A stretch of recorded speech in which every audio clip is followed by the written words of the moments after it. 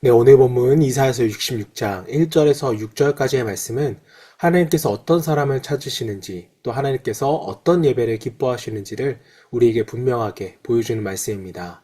자, 우리가 하나님께 드리는 예배가 형식적인 예배가 아니라 하나님 앞에서 겸손하며 또 말씀에 순종하는 사람이 되기를 깊이 묵상하며 함께 말씀을 읽어보도록 하겠습니다.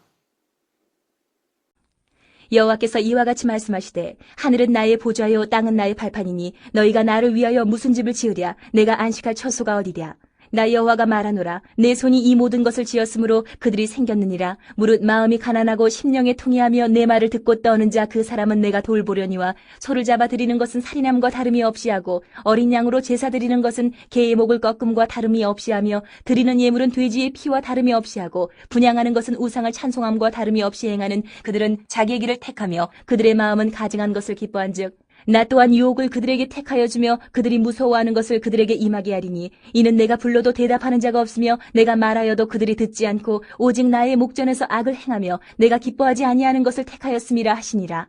여호와의 말씀으로 말미암아 떠는 자들아 그의 말씀을 들을지어다. 이르시되 너희 형제가 너희를 미워하며 내 이름으로 말미암아 너희를 쫓아내며 이르기를 여호와께서는 영광을 나타내사 너희 기쁨을 우리에게 보이시기를 원하노라 하였으나 그들은 수치를 당하리라 하셨느니라. 떠드는 소리가 성읍에서부터 들려오며 목소리가 성전에서부터 들리니 이는 여호와께서 그의 원수에게 보응하시는 목소리로다. 네, 오늘은 하나님이 찾으시는 사람이라는 제목으로 말씀을 묵상하겠습니다. 자, 오늘 본문의 시작은 하나님이 어떠한 분이신지를 우리에게 말씀합니다. 1절 말씀, 여호와께서 이와 같이 말씀하시되 하늘은 나의 보좌요 땅은 나의 발판이니 너희가 나를 위하여 무슨 집을 지으랴 내가 안식할 처소가 어디랴. 자, 이 말씀은 하나님께서 얼마나 크신 분인지를 우리에게 보여줍니다. 자, 하늘이 하나님의 보좌이고 또 땅이 하나님의 발판이라고 말씀을 하셨는데, 자, 이것은 하나님께서 온 우주를 다스리시는 분이라는 의미입니다. 자, 당시 이스라엘 백성들에게 성전은 매우 중요한 곳이었습니다. 자, 그러나 시간이 지나면서 백성들은요, 성전 자체를 하나님보다 더 중요하게 여기기 시작했습니다. 자, 성전에만 있으면 괜찮다고 생각을 했고 또 제사만 드리면 하나님께서 기뻐하신다고 생각했습니다. 자, 그러나 하나님은 인간이 만든 건물 안에 갇히는 분이 아니셨습니다. 자, 하나님은 성전보다 더 중요한 것을 보십니다. 자, 그것은 바로 사람의 마음이었습니다. 자, 그래서 2절에서 하나님은 이렇게 말씀하십니다. 무릇 마음이 가난하고 심령에 통해하며 내 말을 듣고 떠는 자 그 사람은 내가 돌보려니와. 자, 여기서 하나님이 찾으시는 사람이 분명하게 나타납니다. 자, 첫 번째는요, 마음이 가난한 사람입니다.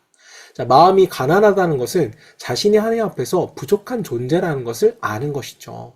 자신의 힘과 또 의로 하나님 앞에 설 수 없다는 것을 깨달은 사람입니다. 자, 하나님이 없으면 살 수 없다는 것을 아는 사람이 바로 마음이 가난한 사람입니다. 자, 두 번째는 심령에 통회하는 사람입니다.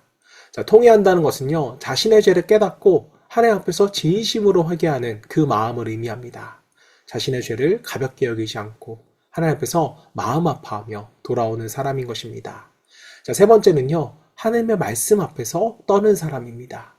자, 말씀 앞에서 떠는 사람은요, 하나님의 말씀을 결코 가볍게 여기지를 않는 것입니다. 말씀을 들으면 순종하려고 하고 또 말씀을 통해서 자신의 삶을 돌아보고 하나님의 뜻에 맞게끔 살아가려고 하는 것입니다.